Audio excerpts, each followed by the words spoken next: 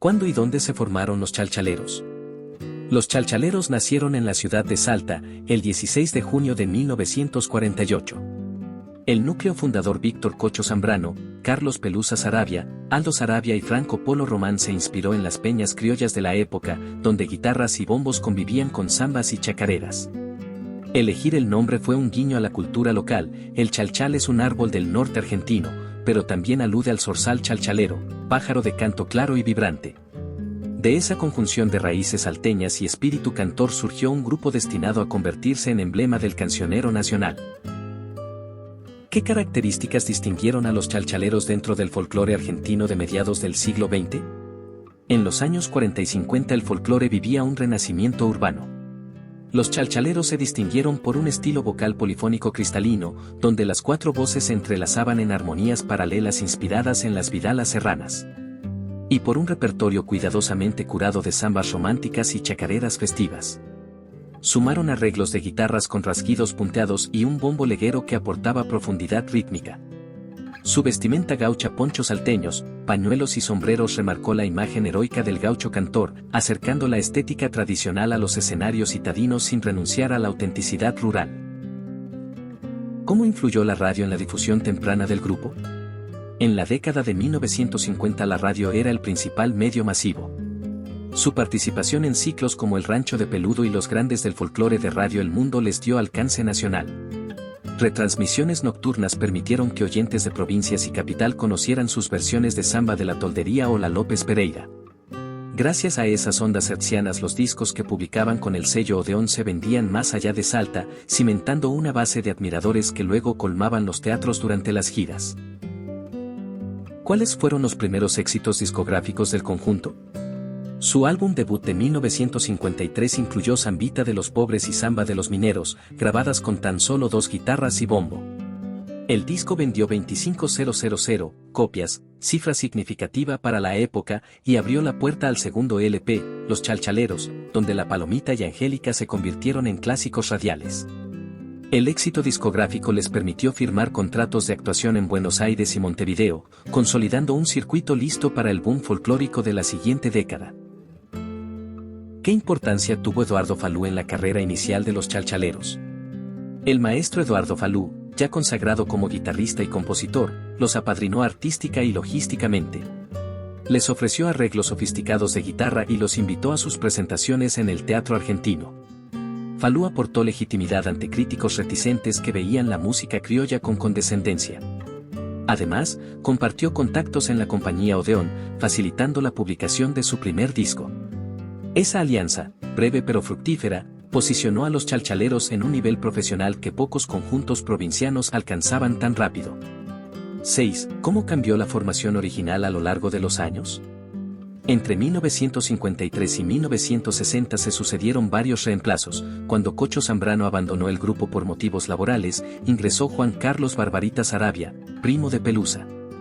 En 1961 se incorporó Ernesto Cabeza, guitarrista de virtuosismo clásico que introdujo arreglos más complejos.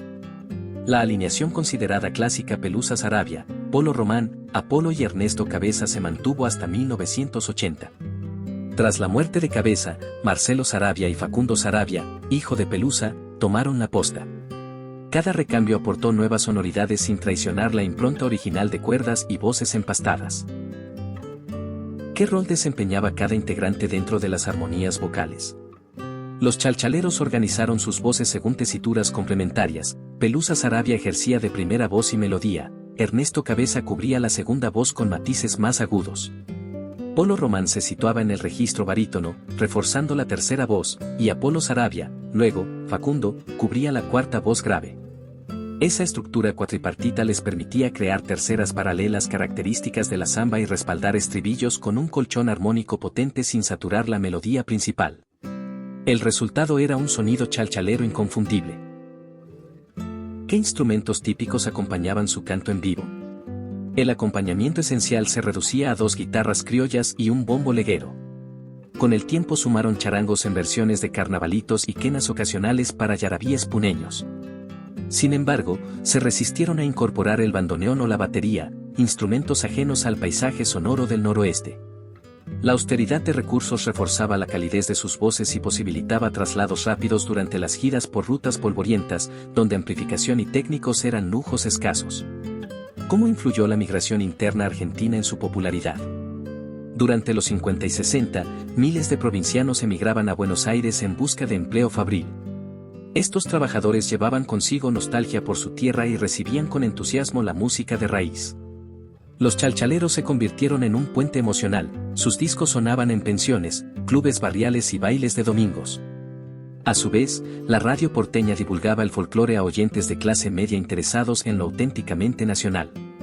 Así, la migración dobló la audiencia potencial del grupo y legitimó al folclore como parte del cancionero urbano.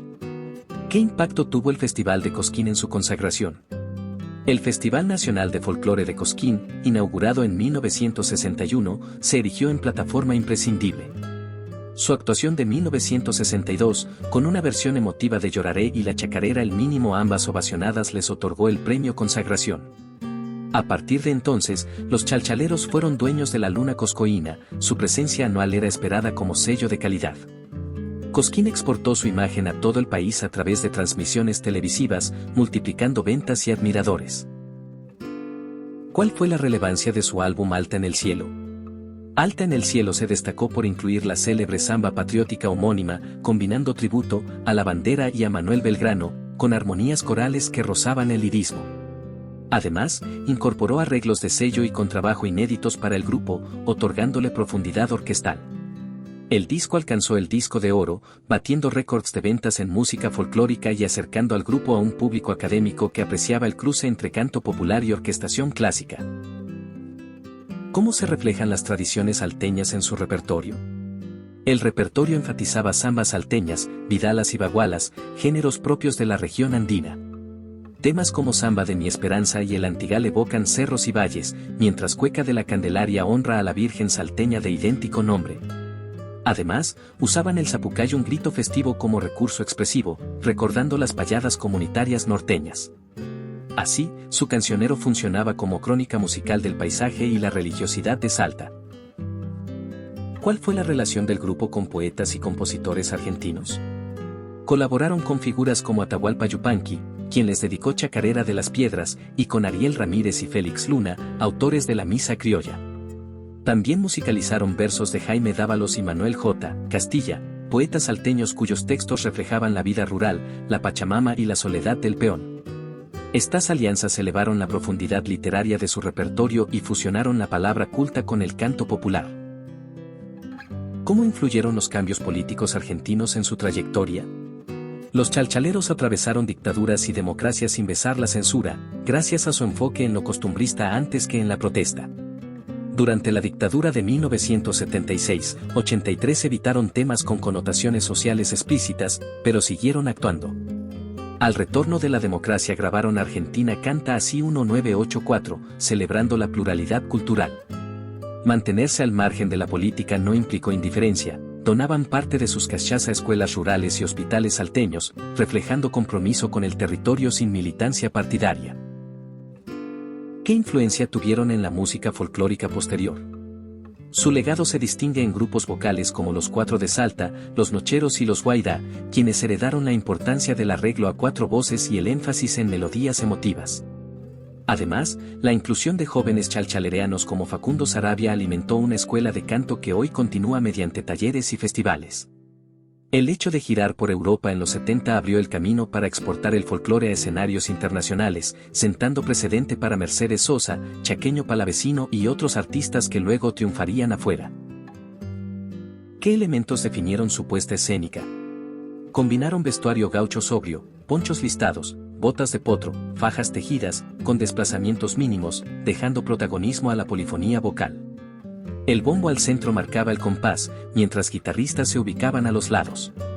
Usaban iluminaciones cálidas y ambientación austera, la fuerza emanaba de las voces, no de artificios técnicos. Esta estética transmitía autenticidad, contrastando con espectáculos de música tropical que privilegiaban coreografías. ¿Cuáles fueron sus giras internacionales más significativas? En 1965 emprendieron su primera gira europea, actuaron en el Olympia de París y en el Royal Albert Hall de Londres, donde la comunidad latinoamericana colmó la sala. En 1972 pisaron Estados Unidos, presentándose en Nueva York y Los Ángeles. Cada viaje incluía presentaciones universitarias y encuentros con diplomáticos, funcionando como embajadores culturales. Japón los recibió en 1980, la crítica asiática destacó la nostalgia telúrica de su música. ¿Cómo reaccionó la crítica especializada a su obra? La prensa porteña de los 50 elogió su entonación impecable y la afinación salteña, aunque algunos criticaron cierta rigidez en el repertorio. A medida que el rock nacional crecía en los 70, parte de la crítica los consideró tradicionales. Sin embargo, su permanencia de más de 5 décadas y la calidad de sus arreglos consolidaron un respeto transversal. En 1998 la revista Rolling Stone Argentina los incluyó entre los 50 músicos más influyentes del país. ¿Cuántos discos grabaron y cuáles son los más reconocidos? Grabaron 55 trabajos oficiales entre LP y CD más compilaciones. Destacan los Chalchaleros en estéreo, Usted y Nosotros, años regrabando clásicos, Por Siempre y el disco Despedida. Todos somos chalchaleros, con participaciones de León Gieco y Soledad. Cada década sumó al menos un álbum crucial, reflejando evolución sin perder la esencia acústica. ¿Cuál fue la recepción de su música en otros países latinoamericanos? En Chile, Perú y Bolivia conectaron con públicos que compartían el gusto por zambas y huaynos. Canciones como Lloraré fueron versionadas por Inti Illimani y los Jarcas. En México y Colombia su eco fue menor, aunque la televisión estatal emitió especiales folclóricos donde aparecían. Su estilo, anclado en la región andina, resonaba especialmente en países con herencia quechua aymara. ¿Qué papel desempeñó la familia Saravia en la continuidad del grupo? La saga familiar garantizó coherencia estética. Pelusa Saravia, líder carismático, inculcó disciplina de ensayo y respeto mutuo. Sus primos y, más tarde, su hijo Facundo llevaron el apellido y con él el legado a las nuevas generaciones. La decisión de mantener la dirección artística dentro de la familia limitó conflictos internos y preservó la identidad sonora frente a modas pasajeras. ¿Cómo gestionaron la transición tecnológica del vinilo al CD? En los 90, firmaron con el sello DBN, que remasterizó los vinilos históricos en formato CD, añadiendo notas de archivo y fotos inéditas. Participaron en la mezcla digital, asegurándose de conservar la calidez analógica.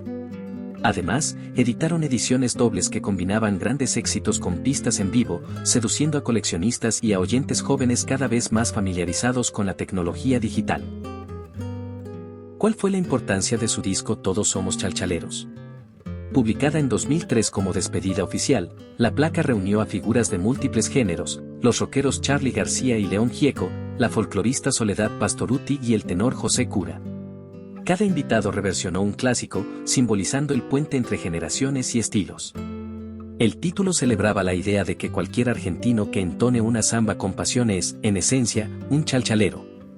El álbum ganó el premio Gardel al mejor álbum folclórico y cerró su carrera con éxito de ventas. ¿Cómo afrontaron la pérdida de integrantes clave?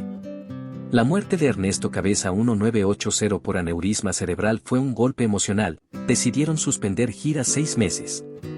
En tributo grabaron el álbum Ernesto Vive con guitarras en primer plano. Cuando Apolo Saravia falleció en 1991, Facundo Saravia tomó su lugar. El duelo se sublimó en recitales benéficos para fundaciones médicas, transformando el dolor en solidaridad. ¿En qué proyectos solistas se involucraron los miembros luego de la despedida? Pelusa retirado dio charlas sobre historia del folclore, Polo Román lanzó discos solistas, Salta de mi corazón, y condujo programas radiales. Facundo Saravia persiguió una carrera individual con toques de pop folk, participando en el Festival Viña del marzo de 2006. Otros exintegrantes fundaron academias de música, dedicándose a la docencia y preservación del patrimonio folclórico. ¿Cómo contribuyeron a la preservación de danzas tradicionales? En sus shows incorporaban parejas de baile que interpretaban samba, chacarera y gato con vestimenta regional. Difundieron la coreografía aprendida de maestros como Santiago Ayala el Chúcaro, enseñando al público el pañuelo en alto y el zapateo. Su influencia motivó academias folclóricas barriales a sumar repertorio chalchalero, asegurando la continuidad de las danzas criollas. ¿Qué importancia tuvieron las letras en su conexión con el público? Las letras abordaban amor, paisaje y tradiciones. Lloraré retrata un desamor con imágenes de lluvia en los cerros, Samba por voz evoca el monte salteño como metáfora de la pasión, Chacarera del rancho describe la fiesta de cosecha. El lenguaje sencillo y poético permitía que oyentes se reconocieran en historias universales y al mismo tiempo muy locales. ¿Cómo se relacionaron con la industria del espectáculo porteña? Al desembarcar en Buenos Aires en 1956, se alojaron en pensiones de la calle Corrientes y tocaron en el emblemático Teatro Astral. Firmaron con Odeón, que los promovió junto a estrellas de tango. A diferencia de otros grupos, exigieron contratos que respetaran su esencia, nada de orquestaciones ajenas al folclore. Su firmeza les ganó reputación de serios y profesionales, evitando presiones para modernizarse a costa de su identidad. ¿Qué premios y reconocimientos recibieron? Además del Gardel 2004, recibieron el Conex de Platino como mejor conjunto de folclore de la década, la mención de honor Senador Domingo F. Sarmiento por su aporte cultural, y la distinción de Ciudadanos Ilustres de Salta 1988. En 1999 la UNESCO los nombró Artistas por la Paz por su labor solidaria y difusión de la cultura del noroeste argentino. ¿Cómo influyó su música en el cine y la televisión? Su Samba Lloraré fue parte de la banda sonora de la película argentinísima. El Arriero Va musicalizó series documentales del canal Encuentro sobre Gauchos.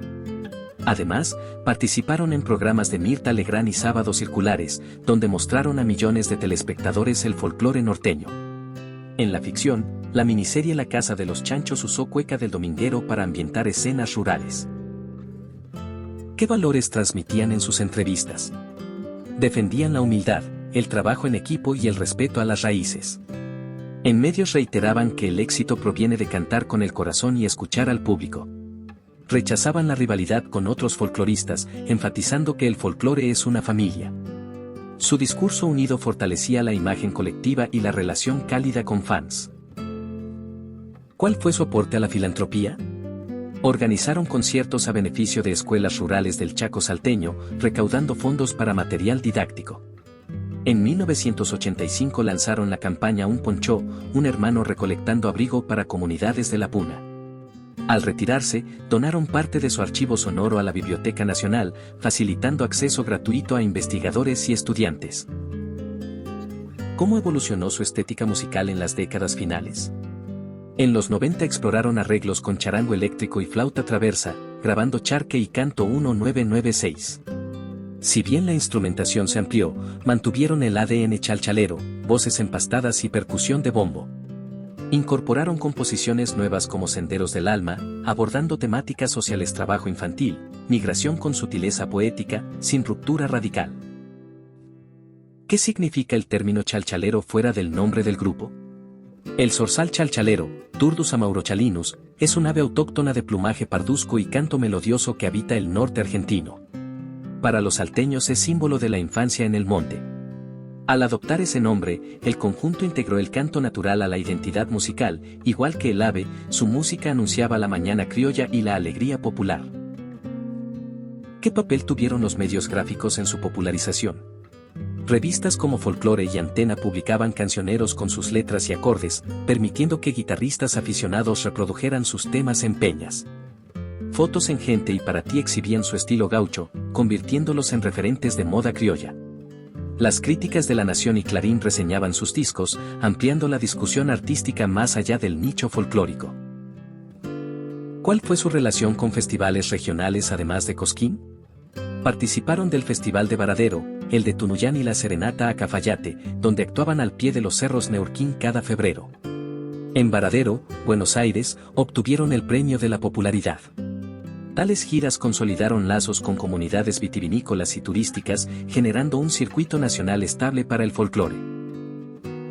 ¿Cómo manejaron la autoría de sus canciones y los derechos de ejecución? Registraban obras en Sadaic, alternando composiciones propias, por ejemplo, El Provincial de Polo Román con versiones de dominio público arregladas por el grupo. Distribuían regalías equitativamente entre los 4 integrantes, incluidos arregladores. Este sistema prevenía disputas y garantizaba ingreso estable incluso cuando uno se ausentaba de las giras. ¿Por qué decidieron retirarse en 2003? Tras 55 años de trayectoria, consideraron que habían cumplido el ciclo.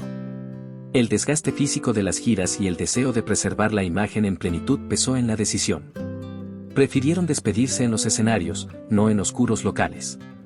Organizaron la gira El Canto y la Despedida, con un cierre multitudinario en el Estadio Chicoana de Salta ante 40.000 personas, grabado para la posteridad. ¿Cómo fue el último concierto de los Chalchaleros?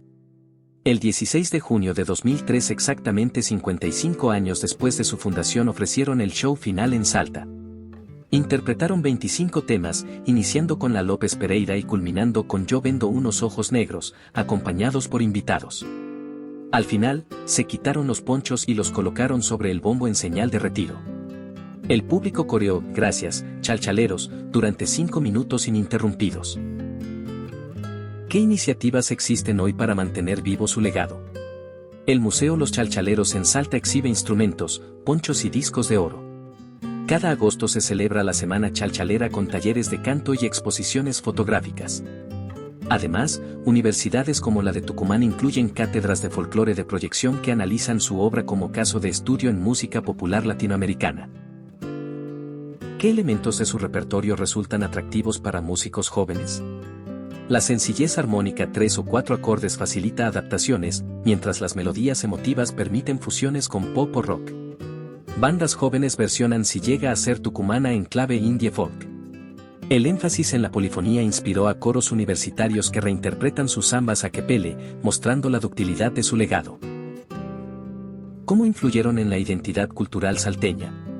Su música se convirtió en banda sonora de celebraciones provinciales. El 17 de junio, Día de Güemes, escuelas entonan sus zambas patrióticas. El eslogan turístico Salta, tan linda que enamora, usa de fondo samba de Juan Panadero. Así, los Chalchaleros proyectaron la cultura salteña al resto del país e incluso al exterior, reforzando la autoestima regional. ¿Qué papel jugó la mujer en su entorno artístico?